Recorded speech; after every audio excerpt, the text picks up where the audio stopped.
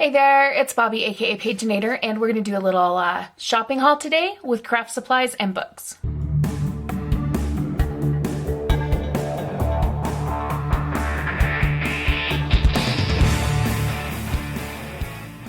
So yesterday was Saturday. I know you're probably going to see this on a Wednesday or maybe another Saturday, but I took this day as kind of like a day to do whatever I felt like kind of thing, because I haven't had one of those in quite a while. And so I decided to go for a drive and do some thrifting and things. And I was going to bring this camera along with me, and I forgot it. So we'll just show you the haul of the things that I have picked up. So we'll start with this pile of things here. I went to Goodwill first, and I got a couple of albums that I could use for ephemera holders. These would make good pockets for maybe kind of medium-sized ephemera bits. And then this one, I could make some pockets and like do the 6-hole punch, or I could actually turn this into a journal. I just felt like it could be remade into something, and it was $2. Both of those items were actually $2. This one I believe was $1. Yep, $1 for just a stack of manila folders, 12 folders. And these are always good to remake into folios and different things like that. So, I mean, $1 for some usable material. This was 50 cents, and what we have here is, I got for pretty much the same reason as the last package. These are some cards that have different poems on them. So I don't know if I'll actually use them as the poems. More just like substrates for making tags, journaling cards, tabs, etc. But I mean, 50 cents. This was also a 50-cent item, and these appear to be some little like pamphlets. Let's see. Looks like maybe, I mean, obviously printed more modernly because they're on like heavy stock and they're glossy and stuff, but these could make really interesting, like maybe belly bands or just focal points for something. So we've got Pony Express here. This one I probably won't use other than just maybe for a substrate or something. Same with this one. This one maybe, like the photos on here could be used. This very famous one from the Dust Bowl. And yeah, I mean, it's 50 cents, right? So if you can use even a little bit of it, I think it's a win. In their book section, I looked at quite a few different books. There were some Reader's Digest condensed ones. I didn't get any of those because I haven't really used the last ones that I got there. But I did pick up this one. It's called So Dear to My Heart, and it's by Sterling North. And it seemed like just a good one for, you know, a little bit of old-fashioned looking kind of print. Maybe even worth reading before I use it for crafting. I mean, I don't know. You can always use like vintage book pages for collaging and that kind of stuff. So this just seems like a good choice.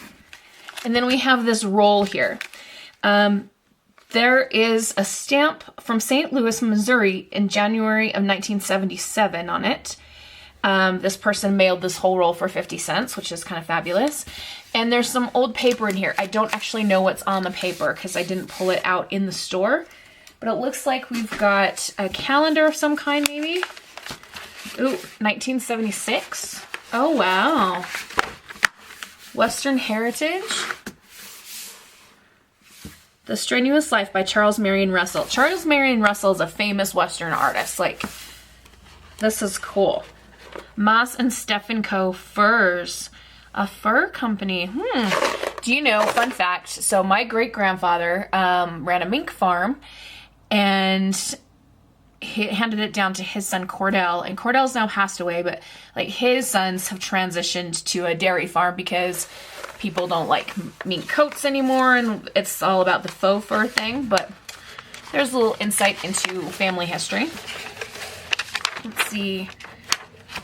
Are these all the same? Oh, we have different paintings. Okay, so this one is called A Doubtful Visitor, also by Charles Marion Russell. I want to look at all of these paintings. They might be a little bit tricky to work with. Gunpowder and Arrows, also Charles Marion Russell. Wagon Boss by, you guessed it, Charles Marion Russell. The Discovery by Frederick Remington. Wow. Passport by Olaf Carl Seltzer. All right, so at the bottom of each of the paintings there are monthly calendars. Again in 1976. I love this font that they used for the numbers. Cool. This will be fun to make something with. Up next, I went to the kids' clothing, and I was looking for small pairs of jeans that either interesting colors or had interesting pockets. And I'm going to use these to make journal covers. So we have this pair of shorts that's got these horseshoes on it. They looked pretty cool, and I think I can make an interesting cover with that. Then we have some purple jeans. I was thinking about this for a football junk journal maybe, because our school colors are purple. This has an elastic waistband, but that's an easy problem to fix. You just cut the elastic out and don't have to worry. And then this one I liked because of the color variants. Here we've got black and then fading to very light gray. There's also some cool distressing on some of the parts here, especially on the legs there. And then the last item that I got at Goodwill is something that I'm not even really sure what this is. So we have what looks like a bowl of some kind here, and then some metal plates, and they all seem to have the same image, which has some islands on it. Islas Baleares, Menorca, Mallorca, Cabrera, Balearic Islands, Formentera, Mare Nostrum, Ibiza. So, I mean, a couple of those are places that I've heard of and stuff. I just don't know what the function of this thing exactly is meant to be. But my thought is to remove the metal pieces and use the leather for something. My next stop was another thrift store called Broadway Bargains. And again, I got a couple more pairs of kids' jeans that I could use for journal covers. I have this dark blue pair, and I actually hate the pleats. But the reason why I picked this up was because of the front. I love the buttons on here, and I saw on Pinterest, I think it was, a cover that featured the front part of jeans and had like this part unfolded open like this. So I might be doing something like that in the future. I'm gonna try to take this thing off because I just don't particularly care for the yellow, red, and blue little piece right here. But other than that, like, can you visualize like this is a junk journal cover and there's this floppy part like this? Those jeans actually smelled really good. That thrift store washes all their clothes, and I don't know what exactly laundry soap they use, but it smells delightful. And then I also got this pair that's a lighter wash. This has a cute little flower on the coin pocket, and these have really cute back pockets too. So I thought these might make for a fun cover. Also, while I was there, I picked up a copy of The Mouse and the Motorcycle. This is such a sweet book. Somebody has written a note in here from 1969.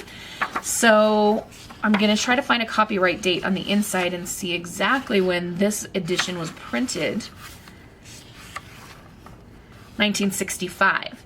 So this is gonna be one I'm not going to craft with this. This is gonna stay on one of my shelves in my office. I might reread it.